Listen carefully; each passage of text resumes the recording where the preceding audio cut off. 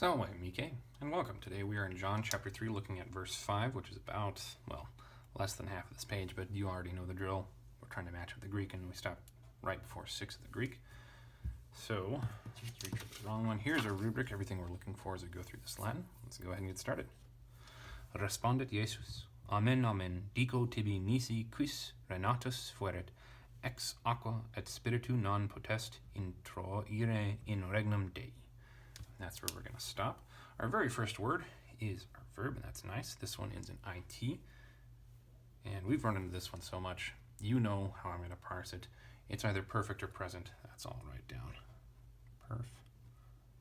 Pres. Probably going to be perfect because I think that's what it's been every single time so far. Responds. Said perfect is top, so I'll do this one top. And responds. Jesus, US right there, nominative singular masculine. We've seen that before too. Don't need to do it again. Looks like we're entering direct discourse here, so I'm going to put quote marks right there. Amen, amen. Those are from Hebrew or Aramaic. I don't remember which of the two. So there's not really a way to properly identify them, and I don't remember if there are adverbs, whatever. I'm just going to translate them for now. And they mean truly or amen.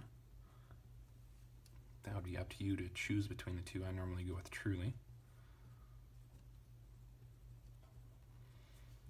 Here we get to dico. Our O ending right there is nice. That means it's going to be a first person singular in the present.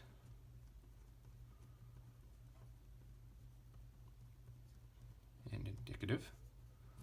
I say tu tui tibi te te. Tibi right here is dative singular.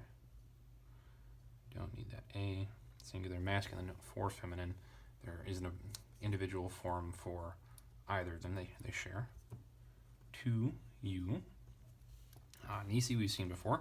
Translate this as if not or unless. Normally I go with unless. Quis. Quis comes from, naturally, quis quid, unless you're reading Virgil, unless it's quis quae quid, and in which case it's quis quae quid. He has a unique form for the feminine. And this one is either a interrogative or just a relative adjective. Taking a look ahead, renatus could be a noun or acting as a noun, in which case quis would be a, gosh, brain went blank there, relative adjective. But looking ahead, aqua could be, because quis can also be feminine, but X is right before aqua, so probably not, in which case it's a quis goes with renatus. However, there is one thing that I left out. We've got nisi right here, and if you recall from, I think this was 2 weeks ago now, the phrase that I put out there and couldn't remember exactly. After si nisi numine, all the ollies go away. Or after si nisi numine, all the ollies take a holiday. Those phrases, I don't know if that's actually how it goes, but that's just a reminder, a way of remembering that quis after nisi or any of those is not in fact quis quid, but is aliquis aliquid, which means someone or anyone. Yeah, I often have to remind myself of that. Okay, so this is nominative, singular, and masculine or feminine, probably masculine.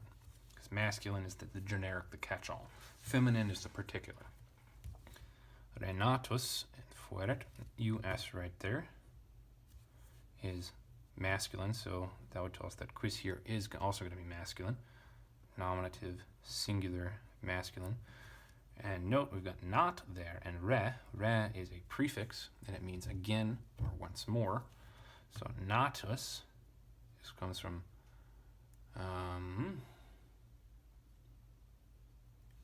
gosh, I can't remember the first person singular present, but it's nati, natus sum.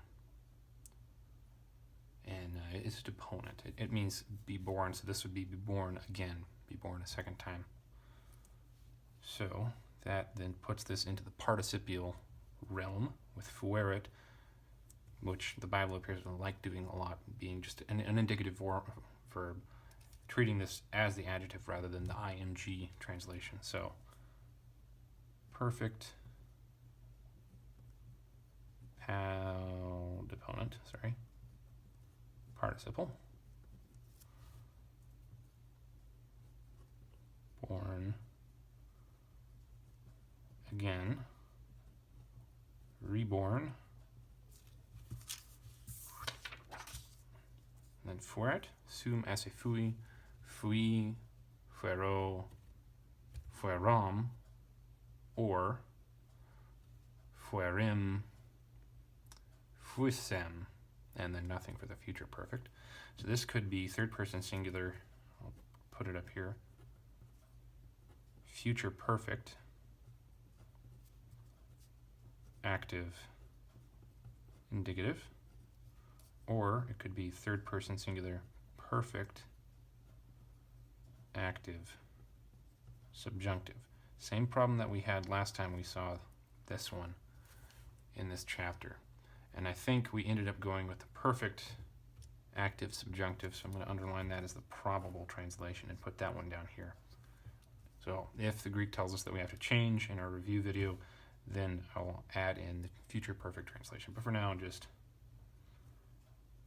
has been. And with nisi, we're normally going to translate subjunctives as a indicative. X takes the ablative in its object, abo. Aqua right there could be nominative or ablative since it comes immediately after a preposition. Ablative is the logical choice. So singular and feminine. Et could be connecting two clauses or could be connecting the next object of this preposition. Spiritu right there ends in a not upsilon, that's Greek, in a u. And spiritus is a masculine fourth declension noun, so u has to be ablative, which means that et is connecting two objects. And ablative, singular, masculine, from or out of water and spirit. Non, negative, not. Potest, possum, posse, potui. So we don't have the u right there, so we know that this est tells us it is third person singular present, active, and indicative. Is able. We want an infinitive, which we find right here with ire, eo ire, ii or iwi, itum. Intro just tells us it's a